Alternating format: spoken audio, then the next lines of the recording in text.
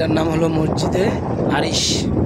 এই জায়গায় রাসূলুল্লাহ সাল্লাল্লাহু আলাইহি সাল্লাম তাবু গেড়ে নামাজ পড়ে আল্লাহর কাছে দোয়া করছিলেন। এবং এটা হলো সেই বদর প্রান্তর, এই সেই বদর প্রান্তর, এই সেই স্থান যেখানে আবু জাহিল্লা সিটিং দুই শিশু বাচ্চার হাতে কাবু হয়ে হত্যা হয়েছিল। এই সেই বদর প্রান্তর। আল্লাহু আকবার। কোথায় আসলাম? রাসূলুল্লাহ সাল্লাল্লাহু আলাইহি সাল্লামের স্মৃতি বিজড়িত জায়গা। আল্লাহু আকবার। কোথায় আসলাম? আল্লাহ, কোথায় আসলাম আমরা? আল্লাহ, এই সেই কবর, এই সেই স্থান। আল্লাহু আকবার, আল্লাহু আকবার। এখানেই হলো রাসূলুল্লাহ সাল্লাল্লাহু আলাইহি সাল্লামের তাবু গেড়ে অবস্থান করেছিলেন।